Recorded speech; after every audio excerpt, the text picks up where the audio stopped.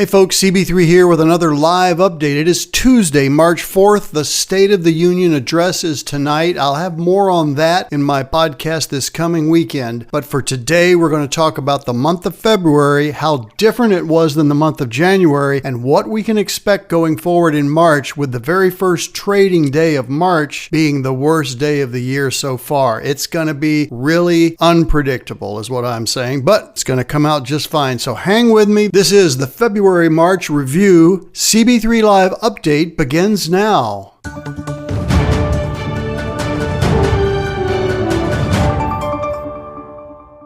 So the U.S. stock market experienced a really turbulent February, as you probably know if you've looked at your account statements, marked by increased volatility and sector rotations. We'll get into that in just a second. Investors and even portfolio managers are grappling with economic uncertainties caused, frankly, by the current administration and policy developments that are just dramatic from day to day to day. Even just last Friday, with the tumultuous meeting between Trump and Zelensky in the White House, just crazy volatility in the markets. And then, of course, yesterday, we saw the market plummet pretty strongly because Donald Trump said, yeah, I'm not budging on my tariffs for Canada and Mexico, 25% to each of them. So if you look at February, the S&P was only down 1.4%, but that followed a 5% gain in January. So still up for the year, but not all that much. The Dow lost about 1.6%, but the NASDAQ lost 4% in February, the steepest decline since April of last year. Really happening in the technology rotation of the market. And that's what, speaking of rotation, is happening. So we have technology, consumer discretionary, communications, industrials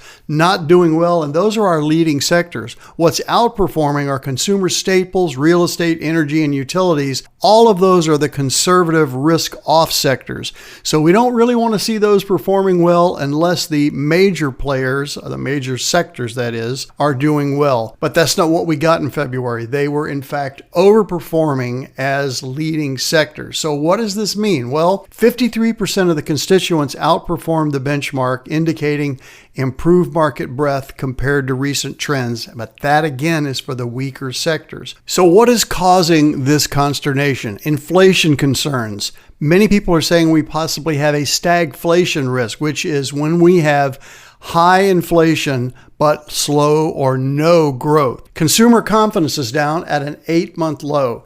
GDP growth slowing down, still positive, but slowing down. Corporate earnings, however, surpassing the previous quarter. So that is one of the strong points of the economic factor here. But they're kind of holding up everything on the bullish case. On the bearish case, we have inflation, consumer confidence, GDP, and of course, the geopolitical concerns that I mentioned. The policy developments from the Trump administration, tariffs at the top of the list. I expect him to mention that very close to the top of the speech. Immigration, we've got tax cuts, we've got the administration saying to Congress, the House and the Senate have two separate bills. You guys need to get this done in, as he says, one big beautiful bill and on my desk no later than July, because obviously the Republicans want to get this in force, in law, and say we've accomplished this, and use that as, believe it or not, the midterms will be just a year and 4 months away at that point. Now, the Federal Reserve is causing some consternation because they are not willing to budge lowering interest rates. And the reason for that is very simple. They continue to see inflation gaining. It's not dramatically increasing, but it's still a nuisance to the economy. And then we have the technology sector challenges, AI competition. I talked about this last month with the Chinese-based DeepSeek AI coming out with this new AI module that competes with U.S. technology very favorably because they're able to generate very good AI results with much less expensive technology. And of course, NVIDIA, because of that, has been extremely volatile. Those of you that have a DS account know exactly how volatile NVIDIA has been and the other AI stocks that are in DS. So CG and GI are still beating the S&P 500 this year so far, not by a lot, but they are still beating it. DS is really getting beat up. But this happened in 2022. Those of you that are trading DS know that that was a 42% drawdown. I don't see that this time. I really don't. But hang in there. Trump knows what he's doing, and we're going to pull out of this geopolitical consternation and be in a much better position once this legislation gets passed. So the non-U.S. markets are outpacing the S&P for the second consecutive month, especially European markets. We are incorporating European ETFs in CG and in GI to offset that, so we can pick up some of that performance from the European market. China, the UK, Germany staged significant rallies. We're participating in the UK and Germany side of that and a little bit on the Chinese side of that. Cryptocurrencies, Bitcoin dropped below $80,000 and yet got a huge boost yesterday, Monday, because Trump's saying, hey, we're going to set aside a Bitcoin reserve in our treasury. Well, of course, he has no authority to do that, but the crypto market didn't care about that. It was up 12% overnight, Sunday night. So what am I seeing for March? All right, so the economic data that we're going to be watching are the final earnings reports for the fourth quarter of last year. Of course, they're released in the first quarter, and March is the last month of the first quarter. The Federal Reserve policy, any signals at all from the Fed that we might have a potential cut coming down. Corporate earnings, as I said earlier, we're winding down those earnings, but we want to continue to see them strong so they can finish strong, because we need that to offset so much other negative information that's causing traders consternation.